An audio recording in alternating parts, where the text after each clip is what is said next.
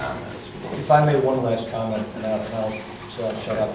You know, what I'm hearing tonight is some confusion with your zoning law, and you know, my difficulty is this. I represent a lot of municipalities on these matters. I also represent applicants in front of municipalities, so I see it all and hear it all. But what resonates with me is that Mr. Solouri is in a position that he's supposed to pay for some error. And the reality to me is you have two zoning officers. You have one that looks at this, looks at your zoning law, is trained in your zoning law, and issues a zoning permit. And my client spends $40-something thousand to build in reliance on that. And now we have a new zoning officer who's also been trained, who takes a different approach. Something smacks me that if there's a problem, if there's some confusion, maybe the confusion is not with your citizens in the town. Maybe the confusion is with some legislation that just doesn't seem to make sense, and or with your administrative officials who are employing it. Because we got two zoning officers, one that says it's fine, one that says it's not fine, and we got my client who spent $40-something thousand in reliance on it. And the question is can he keep his garage? That's not right. That's not what the ZBA is formed for, is to say, can we gig somebody and take away the garage? That's not what's done. And I just want to make sure the record knows that I'm voicing some real displeasure with some ambiguity that exists. Not my client's fault. We've got two zoning officers, and we've apparently got two different interpretations, and my guy's the one who's getting stuck with it. I'll sit down and shut up at this point. I think this ZBA board was willing to accept the permit. We agreed that it was erroneous, and this would not be much of an issue, except for it's been very clear again and again that the building was supposed to not be forward of the house. And that's the sticking part. And that's where it does, I'm afraid. And the Fall original back to your application did not include the breezeway. And that is true also. And the only other comment, in addition to these two comments, is the fact that we have 5 members on a board. It's kind of works out to be effective because we represent in reality 5 different perspectives from across the community of the town of Cape Vincent. And maybe you represent a lot of others, but maybe the feelings of some of the people in some of the other towns aren't quite the same. That's why we have 5 members from our town representing our regulations. And I know I don't agree necessarily with some of my other members on certain things. They probably don't agree with me a lot of the time. But we're coming with 5 different perspectives. That's what makes this so difficult.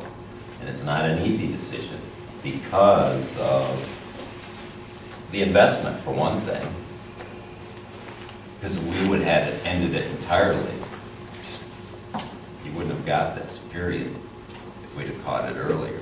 And I do, in our first meeting when we decided we had to go through a variance hearing, we did that because the comments heard of the information given to Ed were that it stay in line with the road, or stay in line with the existing house, and the drawing that we got in the files that we all looked at, that Ed based his permit on, showed 2 different buildings, no breezeway, and equal distance from the road on both of them. So, yes, it's a little confusing because we had a transition of one zoning enforcement officer going out right in the middle of this. But in my training, sometimes things don't properly get done and all of a sudden an error shows up.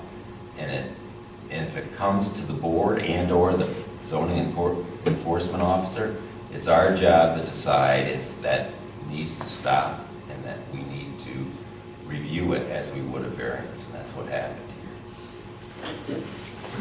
So we're back to... So Ed was talking about precedent and saying that if we have a code, is there any motion to have a code enforcement? I mean, that is a fault flaw, and the map is not good. I mean, I definitely find fault with the applicant. There's no doubt in my mind, and I've tried to see it from your side, but there is something not quite right there.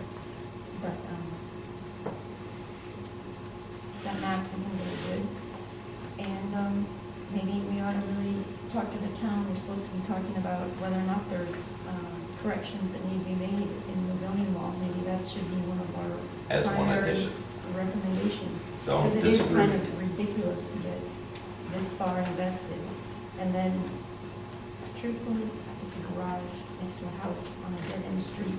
It's 16 inches overhang. In some ways, it's nothing. But what it sticks is because the applicant, the one thing, two things he was asked to do, one of them he didn't do. And it's hard to swallow. Well, he didn't ask me, he didn't tell me to keep it. I said I would keep it, I'll line it up with the house. But when we came to build the building, there's a flagpole that's in the back of the structure, and I wanted to save the flagpole. So in order to save the flagpole, we had to move the building ahead a foot. We were still within the 30, or the 25 foot that were originally told by the county for the setback for the. And that's why the grass sits where it does today. And it's not, I didn't have any idea that I was hurting anybody or doing anything wrong. I just figured within the setback, we're within the setback what the county told us, which Ed Bender asked about, and I didn't figure that 12 inches meant a whole lot. But obviously it's a big thing to most of you folks up at the table. When did you decide to put the breezeway on? You never applied for it. It was never on the application. And that expands a non-conforming piece of property. Mr. Solouri, it was very interesting to hear about the flagpole. I too am actually interested. At what point in creating this garage did you decide to think about the breezeway? I am interested, if you could answer that. I was always gonna have it. I didn't know that it was an issue. Can't we amend the permit? The original permit to include the breezeway? We have a motion and a second. And we have discussion. Do we?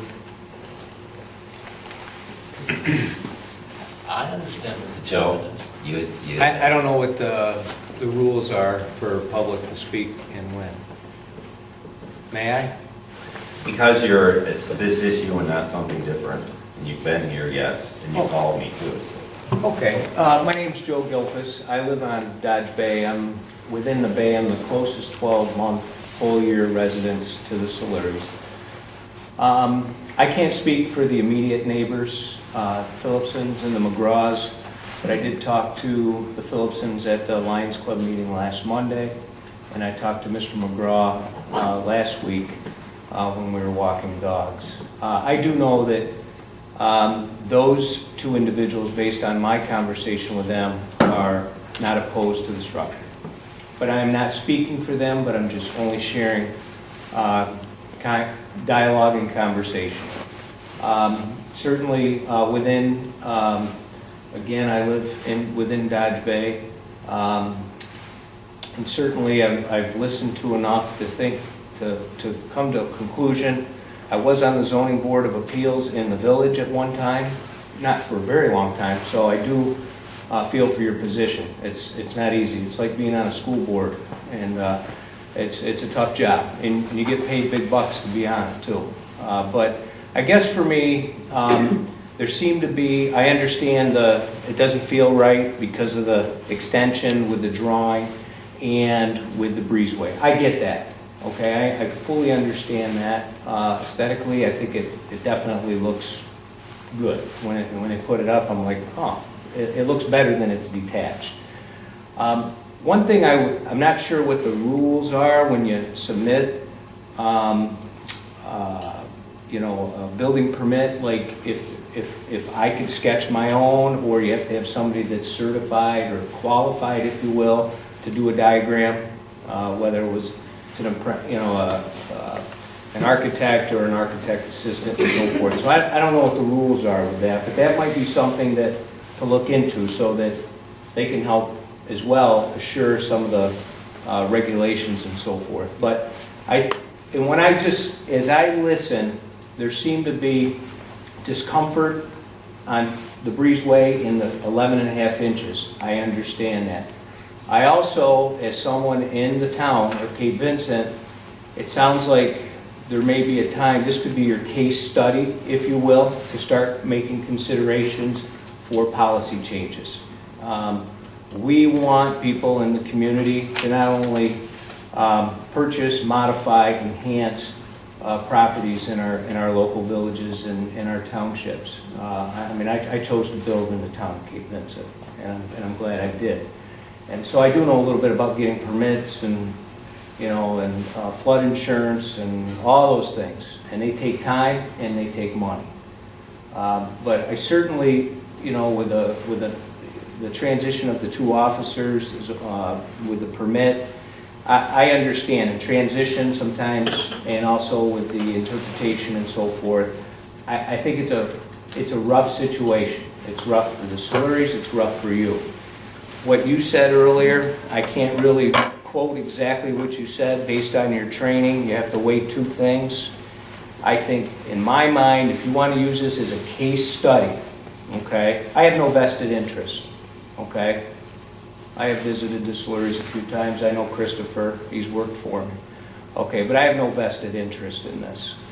But when you weigh that question that you brought up, and also utilizing some of the, I guess I would say, the discomfort with a couple of items and the inconsistency in, you know, the approval versus it doesn't fit code, there's a lot of murkiness that just needs to be cleared out. I would use this opportunity to try to set some objectives and goals so this doesn't happen again, whether it's the submission of a certified you know, drawing or draft, not by somebody like me, but somebody who actually, you know, specs it out, if you will. They can also verify some of the codes and so forth. Certainly somebody, once it's approved, that's going to be on site, that communicates with the builder or the owner to double check beforehand, which you alluded to, that the township needs. I don't know how you get there. I know it costs money, certainly, which is, you know, never, you know, in your hip pocket, just sitting there to spend. But I'm hopeful that you will somehow find a way, just, I guess, for the reasons that she mentioned about, you know, the least amount of damage at this point. What is the common sense thing to do? And I know you don't want to set precedent, so the next guy says, hey, wait a minute, I remember you did that for Solouri. You're not doing it for, I think I would take this and take ownership at both ends and really try to come to a solution. When I hear about cutting back footers and this, that, and the other thing, it's just unfortunate that the progress of that got so far into it. Because actually, as a neighbor, I was pleased to see it, because I think it looks nice. I have a garage.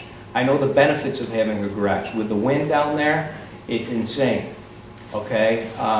It's rough. So, and if you have vehicles and other assets that you want to secure, certainly it's the way to go. So, but I don't know, for whatever it's worth, I appreciate the time, because it's not an easy decision, and nobody in this room or on that video recorder can say you took it lightly, because you are struggling with this. I think you want to do the right thing. I hope you do the right thing. I don't think denying or asking for modification is going to change what you do in the future. But I think regardless of what you decide here, you need to reflect and look at your policies, and like the school board and any other municipality, it takes time. So I would just ask you to use good common sense judgment and a little heartfelt feeling on this one. I'm glad I'm not sitting in their shoes or yours, to be honest.